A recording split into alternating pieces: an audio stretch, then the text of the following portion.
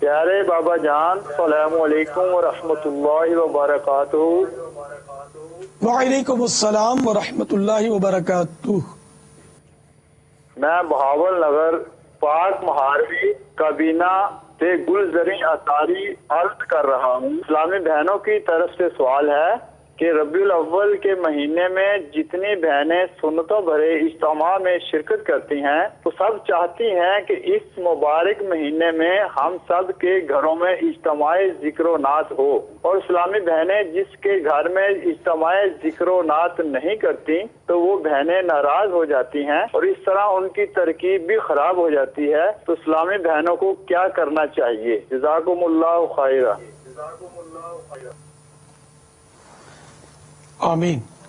اسلامی بہنیں آخر وہ کیوں اپنے گھر پہ بھیڑ بھاڑ دیکھنا چاہتی ہیں کہ رہ گئی تو اب وہ لڑائی کرتی ہیں، مطلب پھر برائیاں، غیبت، یہ سب دروازے کھلتے ہوں گے کہ وہ جو ذمہ دار اسلامی بہن ہے نا تو یہ اس کو تحفے دیتی ہے یا یہ پارٹی ہے پیسے والی ہے، اس کے گھر محفل کی، ہم غریب ہیں ہمارے گھر میں نہیں کی، تو اب اگر یہ بھی غیبت نہیں تو غیبت کیا بلکہ تہمت، اس میں تو تہمت کی بو آ رہی ہے کہ اس کے دل کا حال کیسے پتا چلا کہ وہ مالدار ہے اس لیے اس کے یہاں گئی اور تو غریب ہے اس لیے تیرے یہاں نہیں آئی، اس کا کیا واضح قرینہ ہے؟ واضح قرینہ نہیں پھر تو یہ تو تہمت لگ رہی ہے جو کہ غیبت سے بھی خطرناک جرم ہے،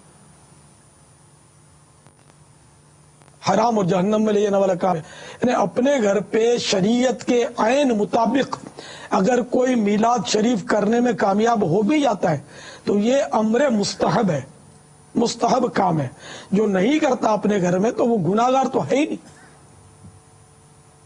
جبکہ اس محفل میلاد کو برا نہ سمجھتا ہو۔ ہاں جو برا سمجھتا ہے وہ تو یقیناً گناہگار ہے کہ اس کو اسلام نے جائز قرار دیا، اس کو یہ برا اور ناجائز کہنے والا کون بنتا ہے؟ اس نے شریعت پر افترا کیا، اللہ اور رسول پر گویا بہتان باندھا۔ تو جو جائز سمجھتا نہیں کرتا تو ٹھیک ہے، اس پر کوئی گناہ نہیں ہے، کوئی مواخذہ نہیں ہے قیامت کے دن کہ تم نے کیوں اپنے گھر پہ مولود نہیں کیا۔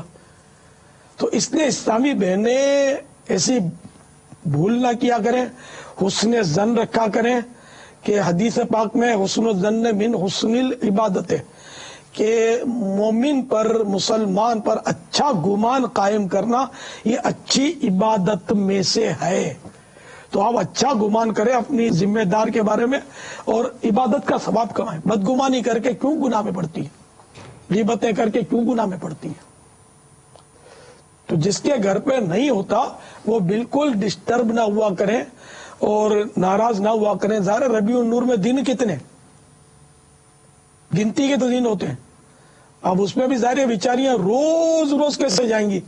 ان میں ذمہ دار اسلامی بہنیں ظاہر بال بچوں والی بھی ہوتی ہوں گی، پھر ان کے گھر کے مسائل بھی ہوتے ہوں گے، بچوں کے ابو کے مسائل بھی ہوتے ہوں گے، ساس سسر کے مسائل بھی ہوتے ہوں گے، نند باوج کے مسائل ہوتے ہوں گے، اور ہر گھر میں اتنی چھوٹ نہیں ہوتی کہ وہ مطلب جب چاہے جہاں چاہے محفل میلاد میں شرکت کر لے۔ سختیاں بھی ہوتی ہیں، سختیاں ہوتی ہیں، وہ بھی بیاریاں اسی طرح ترکیب بنا کر بعض اسلامی بہنیں کام کرتی ہیں اور بعض گھر میں بیٹھ جاتی ہیں۔ گھر والے جب سختیاں کرتے ہیں تو نہیں نکل سکتی، عورت ذات ہے۔ تو اب اس پر پھر مزید ہے کہ آپ لڑا لڑی کریں اور بولا بولی کر کے اپنے لیے گناہوں کا گٹھڑ جمع کریں، تو ایسا نہ کیا کریں۔ یہ اپنی ذمہ داروں کے تعلق سے آنکھیں بند کر لیا کریں کہ یہ جس کے گھر کریں ان کی ثوابدید پر چھوڑ دیں کہ باجی آپ جو بولیں ہم آپ کے ساتھ ہیں جب تک شریعت کے خلاف نہ ہو۔ تو جہاں آپ بولیں گی کہ بھئی فلاں جھگی میں کرنا ہے تو ہم آپ کے ساتھ جھگی میں چلیں گی۔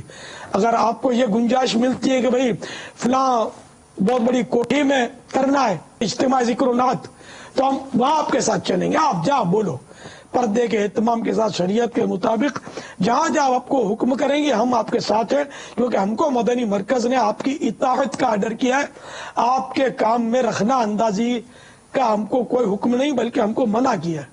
تو اس طرح کام ٹوٹے گا، نمازیوں کی تعداد کم ہوگی، بے پردگیوں کی تعداد بڑھے گی، گناہوں کی، بدگمانیوں کی، غیبتوں کی، چغلیوں کی تعداد بڑھے گی. تو دنیا بھر میں جہاں بھی اس طرح کے معاملات کے 12ویں شریف آ گئی تو 11ویں شریف تشریف لے آئی, تو اس طرح رمضان المبارک کے معاملات ہوئے, یا کوئی بھی ایسا معاملہ ہو کہ اس کے گھر پہ کیوں مدنی حلقہ رکھا, میرے گھر پہ کیوں نہیں رکھا, اس کے گھر نیکی کی دعوت کے لیے گئی تو میرے یہاں کیوں نہیں آئی.